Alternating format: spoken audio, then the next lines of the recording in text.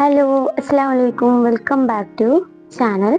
അപ്പോൾ ഉമ്മച്ചിക്കുട്ടിയുടെ വീഡിയോയിലോട്ട് എല്ലാ കൂട്ടുകാർക്കും സ്വാഗതം. അപ്പോൾ ഞാനൊരു പോസ്റ്റ് ഇട്ടിരുന്നു. അപ്പോൾ പോസ്റ്റിൽ കുറേ പേരെ കണ്ടിട്ടുണ്ട്, കുറേ പേര് സബ്സ്ക്രൈബ് ചെയ്തിട്ടുണ്ട്, ഒക്കെ ചെയ്തിട്ടുണ്ട്. പക്ഷെ ഞാൻ സ്റ്റോറി ഇതുവരെ പറഞ്ഞിട്ടില്ല. ഏകദേശം 2 ആഴ്ചത്തോളമായി ഞാൻ അങ്ങനെ ഒരു പോസ്റ്റ് ഇട്ടിട്ട്, ഒരു ഷോർട്ട് പോസ്റ്റ്.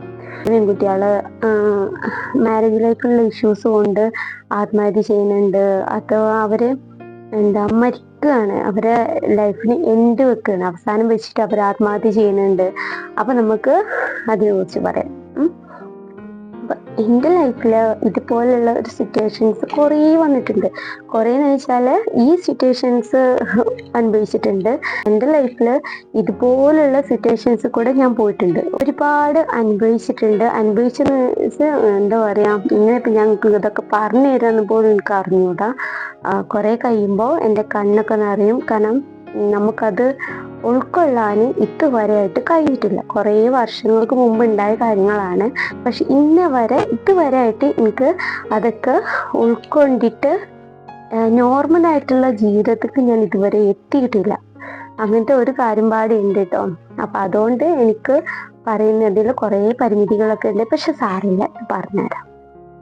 അപ്പോൾ ഡിവോഴ്സ് ആത്മഹത്യനെക്കാട്ടിലും നല്ലത് ഡിവോഴ്സ് ആണ്. ഒരിക്കലും നിങ്ങൾ നമുക്ക് ആരുമില്ല, വീട്ടുകാരില്ല, കുടുംബക്കാരില്ല, അവരൊക്കെ അഡ്ജസ്റ്റ് ചെയ്ത് അവിടെ തന്നെ നിൽക്ക്, അഡ്ജസ്റ്റ് ചെയ്ത് എന്ന് പറയുമ്പോൾ നിങ്ങളെക്കുറിച്ച് സ്വയം ചിന്തിക്കുക. ഒരാണിന് വേണ്ടിയിട്ട് ആത്മഹത്യ ചെയ്യാൻ വേണ്ടിയിട്ടാണോ നിങ്ങൾ ഈ ഭൂമിയിലേക്ക് ജനിച്ചത്? അല്ലെങ്കിൽ രക്ഷിതാവ് നിങ്ങളെ ഈ ഭൂമിയിലേക്ക് അയച്ചത് നിങ്ങൾ ആദ്യം ചിന്തിക്കുക. എന്നിട്ട് നിങ്ങൾ തീരുമാനിക്കുക, നിങ്ങൾക്ക് മരിക്കണോ അല്ലെങ്കിൽ നിങ്ങൾക്ക് ജീവിക്കണോ എന്നുള്ളത് നിങ്ങൾ ആദ്യം തീരുമാനിക്കുക. ഇപ്പോൾ കുറേ പെൺകുട്ടികൾ ആത്മഹത്യ ചെയ്തു. ഇതുപോലുള്ള സിറ്റുവേഷൻസ് നമുക്ക് വരുമ്പോൾ ഒന്നാമത് നമ്മൾ ആലോചിച്ച് നമ്മളെ ജീവനെ കുറിച്ച് ആലോചിക്കുക. നമുക്കൊരു ലൈഫ് ഉണ്ട്. ഈ ഒരു ആണിന് വേണ്ടിയിട്ടല്ല നമ്മളെ ജനിച്ചത് എന്നുള്ളത് ഫസ്റ്റ് ഓഫ് ഓൾ നിങ്ങൾ ആലോചിക്കണം. അപ്പോൾ നമ്മളെക്കുറിച്ച് നമ്മൾ സ്വയം ആലോചിക്കുക. നമുക്ക് ഈ ജീവിതം റബ്ബ് തന്നിട്ടുള്ളത് ഇങ്ങനെ ഒരു സാഹചര്യത്തിലൂടെ വന്നിട്ട് മരിക്കാൻ വേണ്ടിയിട്ടാണോ എന്നുള്ളത് നിങ്ങൾ ഫസ്റ്റ് ആലോചിക്കുക. എന്നിട്ട് മാത്രം നിങ്ങളൊരു തീരുമാനം എടുക്കുക. മരിക്കല്ല ഫസ്റ്റ്. ഒന്നാമത് അവര് പറയും, സ്ത്രീധനത്തിന്റെ പേര് പറയും. ഉറപ്പല്ലേ? ഫസ്റ്റ് അവരുണ്ടാക്കുന്ന കാരണം എന്ന് പറയുന്നത് സ്ത്രീധനാണ്. എത്ര കൊടുത്താലും അവർക്ക് തീരൂല. എത്ര കൊടുത്താലും അവർക്ക് അതൊന്നും മതിയാവൂല. പിന്നെയും വേണം. നമ്മൾ കുറച്ച് കൊടുത്തു, പിന്നെ അവർ പറഞ്ഞ അത് പോരാ, പിന്നെയും വേണം.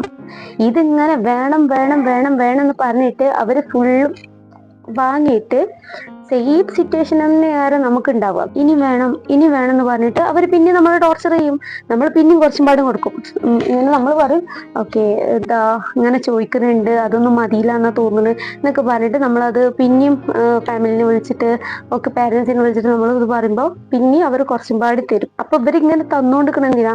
നമ്മളെ ലൈഫ് സേഫ് ആക്കണം, നമുക്ക് നല്ലൊരു മാരേജ് ലൈഫ് ഉണ്ടാവണം. അല്ലെങ്കിൽ അതുപോലെ തന്നെ വീട്ടിൽ വന്നിട്ട് നിൽക്കരുത്, ഒഴിവാക്കി നിൽക്കരുത്. ഈ ഒരു കാര്യം കൊണ്ടാണ് അവരിങ്ങനെ തന്നുകൊണ്ടിരിക്കുന്നത്. പക്ഷെ നിങ്ങൾ ആലോചിക്കണം, ഒരു പണത്തിന്റെ വാല്യൂ ആണോ നിങ്ങൾക്കുള്ളത് എന്നുള്ളത്? നിങ്ങൾക്ക് പണ്ടത്തിന്റെ വാല്യൂ ആണോ നിങ്ങൾക്കുള്ളത്? നിങ്ങൾ സ്വയം ആലോചിക്കണം. എന്നിട്ട് മാത്രം നിങ്ങൾ തീരുമാനം എടുക്കണം. ഓക്കെ, പെട്ടെന്ന് നമുക്കിത് പറയുമ്പോൾ കൺവിൻസ് ആവൂല. ആൾക്കാർക്ക് എന്ത് പറയും എന്നൊക്കെ പറയാം. ഓക്കെ, 2 കാര്യങ്ങൾ ഞാൻ പറയാം. നിങ്ങൾക്ക് ഡിവോഴ്സ് ആവാം, പക്ഷെ ആത്മഹത്യ എന്നുള്ള കാര്യം നിങ്ങൾ ഒരിക്കലും ചിന്തിക്കരുത്. ഒരിക്കലും നിങ്ങളുടെ മനസ്സിൽ അങ്ങനത്തെ ഒരു ചിന്ത നിങ്ങൾക്ക് ഉണ്ടാവരുത്. കാരണം നമുക്കുണ്ടാവും. ഒരിക്കലും ഞാൻ പെൺകുട്ടികളെ കുറ്റം പറയില്ല കേട്ടോ. കാരണം ഒന്നാമത് ഞാനും പെൺകുട്ടിയല്ലേ, ഞാനും ഇതൊക്കെ അനുഭവിച്ചല്ല. പക്ഷെ എൻ്റെ ഒരു അഭിപ്രായത്തിൽ എന്താ പറയുക, ഞാൻ എങ്ങനെയാണ് ഇതൊക്കെ സഹിച്ചാണ് ഞാനിങ്ങനെ ഇങ്ങനെ നിൽക്കണമെന്ന് പോലും എനിക്ക് അറിഞ്ഞുകൂടാ. ഒന്നാമത് ഞാനത് എങ്ങനെ സഹിച്ചു, എങ്ങനെ സാക്രിഫൈസ് ചെയ്താണ് മുന്നോട്ട് എൻ്റെ ലൈഫ് ഞാൻ കൊണ്ടുപോയി എന്നുള്ളത് എനിക്ക് ഇതുവരെയായിട്ട് മനസ്സിലായിട്ടില്ല. ഞാൻ അങ്ങനെ ആലോചിക്കും, ഞാൻ എങ്ങനെയൊക്കെ സഹിച്ചു, ഇതൊക്കെ ഇങ്ങനെ ഞാൻ നേരിട്ടത് എന്തൊക്കെ ഞാൻ സഹിച്ചു എന്നൊക്കെ പറയുമ്പോൾ ഞാൻ പറയാം, കണ്ണിന്ന് വെള്ളം വരൂട്ടോ. നമ്മളിങ്ങനെ ജീവിതം നമ്മൾ ജീവിച്ച ആ ജീവിതം ഓർക്കുമ്പോൾ 2 കണ്ണിന്നും വെള്ളം വരും. ഈ കണ്ണിന്ന് വെള്ളം വരുമ്പോൾ ആ ഒരു വെള്ളം വരുന്നുണ്ടല്ലോ, അതാണ് അവർക്ക് ഏറ്റവും ഇതാണ് അവർക്കുണ്ടാവുക. നമ്മളൊരു തെറ്റ് ചെയ്യാതെ നമ്മൾ കുറേ കാര്യങ്ങൾ നമ്മൾ അനുഭവിച്ചിട്ടുണ്ടെങ്കിൽ ഉറപ്പാണ് അവർക്ക് ആ കണ്ണുനീരിന്റെ ശാപം എന്നൊക്കെ പറയില്ലേ, അതേപോലെ ഉള്ളത് അവർക്ക് കിട്ടും. അത് ഇന്നല്ലെങ്കിൽ നാളെ അവർക്ക് കിട്ടും. അവരൊന്നും സന്തോഷത്തിലാവൂല. കാലത്തിന് വിടുക, റബ്ബിന് വിടുക, അത്രേ ഉള്ളൂ. നിങ്ങളുടെ രക്ഷിതാവ് ആരാണോ ആൾക്ക് വിടുക. അല്ലാതെ ഇപ്പൊ ഞാനൊരു പെൺകുട്ടീന്റെ കഥ പറയാം. ഒരു പെൺകുട്ടി ഭയങ്കര സന്തോഷവതിയായിരുന്നു. അവള് സ്കൂളിലും ക്ലാസ്സിലും പഠിക്കുന്ന സമയത്തൊക്കെ അവൾ ഭയങ്കര ഹാപ്പിയായി കുട്ടി, ഭയങ്കര സ്മാർട്ടായ ഒരു പൂമ്പാറ്റനെ പോലെ പാറി നടക്കുന്ന ഒരു പെൺകുട്ടിയായിരുന്നു. ആ പെൺകുട്ടി എന്താ ചെയ്ത, ആ പെൺകുട്ടിക്ക് അവൾക്ക് കല്യാണാലോചന അവള് 13ാമത്തെ വയസ്സ് തൊട്ടേ അവൾക്ക് വരുന്നുണ്ട്. അപ്പൊ അവള് കുഞ്ഞു കുട്ടിയല്ലേ, അവൾക്കൊന്നും അറിയില്ലല്ലോ. അപ്പൊ അവള് വരുമ്പോ ഇങ്ങനെ കരയും. ഇങ്ങനെ ഇല്ല ഇന്നെ വേണ്ട വേണ്ട എന്ന് പറഞ്ഞിട്ട് അവൾ ഇങ്ങനെ കരയും. അപ്പൊ എല്ലാരും കണ്ണിലും അവള് വലിയ കുട്ടിയാണ്. വലിയ കുട്ടി പറഞ്ഞാല് എന്താ പറയാ, പക്വത, വലിയൊരു പെണ്ണാണെന്നുള്ള ഒരു മൈൻഡാണ് എല്ലാരുടെ കണ്ണിലും ഉണ്ടായിരുന്നത്. അവൾക്ക് മാത്രം അവൾ ചെറിയ കുട്ടിയാണ്, 13ാമത്തെ വയസ്സിൽ അവൾ ചെറിയ കുട്ടിയാണ് എന്നുള്ളത് അവൾക്ക് മാത്രമേ അറിയുള്ളൂ. വേറെ ആർക്കും അതറിയില്ല. പക്ഷെ അവള് ആ കല്യാണം എന്നുള്ള ഇതില്ലേ, അവള് അങ്ങനെ കരഞ്ഞു നിന്നു. ആദ്യത്തെ പെണ്ണ് കാണൽ നടന്നു. വന്ന പോലെ അവര് പോയി. കാരണം അവര് ചെറിയ കുട്ടികൾ. അവളിങ്ങനെ കരയുന്നതാ. അതാണെങ്കില് വലിയൊരു മനുഷ്യനാണ് വന്നിരുന്നത്. എന്നിട്ട് പോലും അവള് ഭയങ്കരമായിട്ട് പേടിച്ച് കരഞ്ഞിട്ട് അവളത് കോളാക്കി മാറ്റി. ചെറിയ കുട്ടിയല്ലേ, നമുക്ക് അറിയില്ലല്ലോ. പിന്നെ അവൾ അങ്ങനെ പിന്നെയും പഠിച്ചിട്ട് അങ്ങനെ 8 കഴിഞ്ഞു, 9ാം ക്ലാസ് എത്തിയപ്പോ പിന്നെയും വന്നു. ഇത് സത്യം പറഞ്ഞാൽ നമ്മൾ പാരന്റ്സിനെക്കാട്ടിലും കൂടുതൽ പെൺകുട്ടീനെ കെട്ടിച്ചേക്കാനുള്ള ഭയങ്കര ഉത്തരവാദിത്തമുള്ള നാട്ടുകാർക്കാവും അല്ലേ. ഒരു പെൺകുട്ടി വളർന്നു വരുന്നുണ്ടെങ്കിൽ മോളെ കെട്ടിച്ചാനായല്ലോ, മോള് വലിയ കുട്ടിയായല്ലോ, ഇതല്ലേ ഉണ്ടാവുക. ഇതല്ലേ പറയാ, മോളെ കെട്ടിച്ചണ്ടേ, പണ്ടുണ്ടാക്കണ്ടേ. പണ്ടാണ് മെയിൻ. എഡ്യൂക്കേഷൻ അല്ല, പണ്ടാണ് മെയിൻ. പണ്ടുണ്ടാക്കണ്ടേ, കെട്ടിച്ചണ്ടേ, ഇതാണ് മെയിന്. അല്ലാതെ അവൾക്ക് പഠിപ്പിക്കണ്ടേ. അവൾക്ക് എന്താ ആഗ്രഹം? ഒരാളെങ്കിലും ചോദിക്കും, നിങ്ങൾ കേട്ടിട്ടുണ്ടോ? ഇല്ല, ചോദിക്കൂല. അവർക്ക് അതിന്റെ ആവശ്യമില്ല. അവരെ മക്കൾ അവർ നന്നായിട്ട് പഠിപ്പിക്കുന്നുണ്ടാവും. എൻ്റെ ലൈഫിലുണ്ട്. എനിക്ക് ഫസ്റ്റ് കല്യാണാലോചന കൊടുന്ന എന്റെ കഥ വിടാം. എന്റെ കഥ ഞാൻ പറയുന്നില്ല കേട്ടോ. ഞാൻ ആ പെൺകുട്ടീന്റെ കഥ പറയാം. ആ പെൺകുട്ടിക്ക് ഫസ്റ്റ് കല്യാണാലോചന കൊടുന്ന ആളുണ്ടല്ലോ, ആ ആളെ മകളെ അവര് നന്നായിട്ട് പഠിപ്പിച്ചു, PG കഴിപ്പിച്ചു, നല്ല ഒരു ഇതിൽ അവരെത്തിപ്പിച്ചു. പക്ഷെ ആ പെൺകുട്ടീനെ ചെറിയ പ്രായത്തിൽ തന്നെ കെട്ടിച്ചയച്ചു. പിന്നെ ആ പെൺകുട്ടി അനുഭവിക്കേണ്ട ഫുള്ള് ആ പെൺകുട്ടി അനുഭവിച്ചു. അത്രയേ ഉള്ളൂ. അപ്പോൾ നിങ്ങൾ ഓരോ പാരന്റ്സിനോട് പറയാനുള്ളത്, മറ്റുള്ളവരെ വാക്ക് കേട്ടിട്ട് നിങ്ങളെ മക്കളെ നിങ്ങൾ ഏൽപ്പിക്കരുത്. ഒരാൾക്കും നിങ്ങൾ ഏൽപ്പിക്കരുത്. കാരണം നിങ്ങളെ മക്കൾക്ക് നഷ്ടം വരുള്ളൂ. അത് പിന്നെ നിങ്ങൾക്കും നഷ്ടം വരുള്ളൂ. നാട്ടുകാരുടെ മുമ്പിൽ നാണം കിട്ടുന്നു പറഞ്ഞിട്ടൊന്നും ഒരു കാര്യം ഉണ്ടാവില്ല. അപ്പൊ നിങ്ങൾ എന്താ ആലോചിക്കണ്ടേ? എഡ്യൂക്കേഷൻ കൊടുക്കുക, പഠിപ്പിക്കുക. ഇതല്ലാതെ വേറെ ഒരു ചിന്ത ഒരു പെൺകുട്ടി വളർന്നു വരുന്നുണ്ടെങ്കിൽ നിങ്ങൾക്ക് വേണ്ട. ഒന്നും വേണ്ട. ഇനി വരുന്ന തലമുറക്ക് പണ്ടും വയസ്സൊന്നും വേണ്ടിയല്ല. അവർക്ക് എങ്ങനെയെങ്കിലും ഒരു പെൺകുട്ടിയെ കിട്ടിയാൽ മതിയാവും. അത്രയേ ഉള്ളൂ. അല്ലാതെ അവർക്ക് ആർക്കും ഇനി പണ്ടും പൈസയും പണം ഇതൊന്നും വേണ്ടിയല്ല. അപ്പൊ നിങ്ങൾ ആലോചിക്കേണ്ടത് ഇത്ര മാത്രം. അവൾക്ക് എഡ്യൂക്കേഷൻ കൊടുക്കുക, അവൾക്ക് നിൽക്കാനുള്ള ഒരു ഇടം കൊടുക്കുക. ഇത്രയേ ഉള്ളൂ. അപ്പൊ ഞാൻ പറഞ്ഞ കഥയിലേക്ക് പിന്നെ വരാം. അപ്പൊ ഈ പെൺകുട്ടി 9ാം ക്ലാസ്സിലെത്തിയപ്പോൾ ആ പെൺകുട്ടിക്ക് കല്യാണാലോചന വന്നു. അപ്പൊ വന്നപ്പോ അവളിങ്ങനെ കരയുന്നുണ്ട്, വേണ്ട വേണ്ട എന്ന് പറഞ്ഞിട്ട്. പ്രത്യേകിച്ച് അവളുടെ ഫാമിലി ഭയങ്കര ടോക്സിക് ആയിട്ടുള്ള ഫാമിലി ആയിരുന്നു.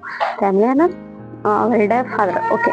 അപ്പൊ ഭയങ്കര ടോക്സിക് ആയിട്ട് ഭയങ്കര അങ്ങനെയുള്ള ഒരാളാണ്. ആള് വിചാരിക്കണമെങ്കിൽ സംഭവിക്കണം എന്നുള്ള ഒരു മട്ടാണ് അവൾക്ക്.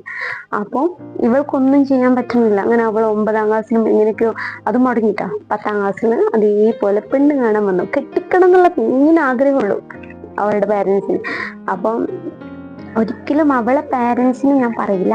പക്ഷെ അവര് ചിലപ്പോൾ ചിലരൊക്കെ വർത്താനം കേട്ടിട്ടാവും അങ്ങനെ ചെയ്തിട്ടുണ്ടാവും. പക്ഷെ അതൊക്കെ അവൾക്കല്ലേ ദോഷം ചെയ്യാം. അപ്പൊ പാരന്റ്സിനല്ല ഇത്, നാട്ടുകാർക്കാണുള്ളത്. അങ്ങനെ 10ാം ക്ലാസ്സിന് അവൾക്ക് കല്യാണാലോചന വന്നപ്പോ കല്യാണത്തിന് ഓരോരുത്തർ കാണാൻ വന്നപ്പോ അപ്പോൾ ഓള് ചെറിയ കുട്ടിയാണ്, അവളിങ്ങനെ ഇതേപോലെ ചുറ്റി ഷാളൊക്കെ ചുറ്റിയിട്ട് ഭയങ്കര സുന്ദരിയായിട്ട് അവൾ നിന്നു.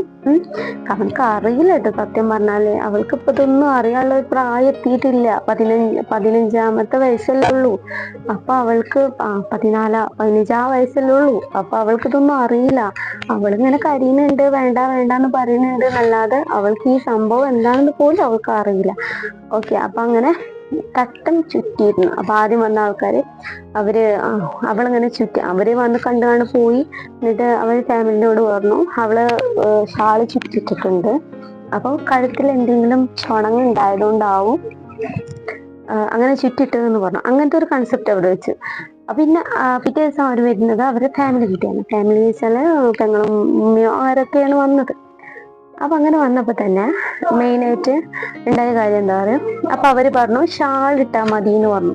ചുറ്റിട്ടുണ്ട, ഷാൾ ഇട്ടാ മതി. ഈ പെൺകുട്ടി ഷാള് ചുറ്റിട്ട് കാണ്ടേ ഈ പെൺകുട്ടി ശീലിച്ചിട്ടുള്ളൂ. അപ്പൊ ഷാൾ ഇട്ടാ, അപ്പൊ അവർക്ക് വേണ്ടിയിട്ട് അവള് ഷാള് അവളെ പേരൻസ് ഇടിയിപ്പിച്ചു. അപ്പൊ അവള് ഷാള് ഇട്ടു. അപ്പൊ അവര് കണ്ടിട്ട് എന്താ ഓക്കെ, വീട്ടിലേക്ക് വഴിയില്ല എന്ന് പറഞ്ഞിട്ട് അത് മുടങ്ങി. അവൾ ആ സമയത്ത് ആലോചിച്ച, പഠിച്ചനെ നന്ദി, എനിക്ക് പഠിക്കാലോ, ഈ ഒരു ചിന്ത ഉള്ള പെൺകുട്ടിക്ക്. അതിന്റെ അപ്പുറത്തേക്ക് അവളായിട്ടില്ലല്ലോ, അവൾക്ക് അങ്ങനെ ചിന്തിക്കാനുള്ള ഒരു ഇതുമില്ലല്ലോ. അപ്പൊ അവള് അങ്ങനെ അവിടുന്ന് രക്ഷപ്പെട്ടു. അങ്ങനെ അവള് ഓക്കെ, നമ്മുടെ പ്രധാനമന്ത്രി നമ്മുടെ PM ഒരു നിയമം പാസാക്കി, 18 വയസ്സ് വരെ പെൺകുട്ടികളെ മാരേജ് നോ. അങ്ങനെ നിങ്ങൾ ചിന്തിക്കുക ചെയ്യരുതെന്ന് ഓരോ പാരൻസിനും വേണ്ടിയിട്ട് നമ്മുടെ PM ഇറക്കി വെച്ചാൽ അവര് നിയമം പാസ്സാക്കി, 18 വയസ്സ് വരെ പെൺകുട്ടികളുടെ കെട്ടിക്കരുത്. അപ്പൊ എന്താണ്ടായി, പെൺകുട്ടികളെ കെട്ടിക്കാൻ പറ്റൂലല്ലോ, കാരണം ഭയങ്കര കേസായിട്ട് അതിന്റെ ശിക്ഷ കിട്ടും എന്നുള്ള ഒരു ഇതുണ്ടായതുകൊണ്ട് തന്നെ അവിടെ സ്റ്റോപ്പായി. അപ്പൊ ഈ പെൺകുട്ടിക്ക് സമാധാനമായി. അത് മുടങ്ങിയതിന് ശേഷമാണ് ഈ നിയമം വന്നത്. അങ്ങനെ ആ പെൺകുട്ടി ഭയങ്കര ഹാപ്പി ആയിട്ട് +1 പഠിച്ചു.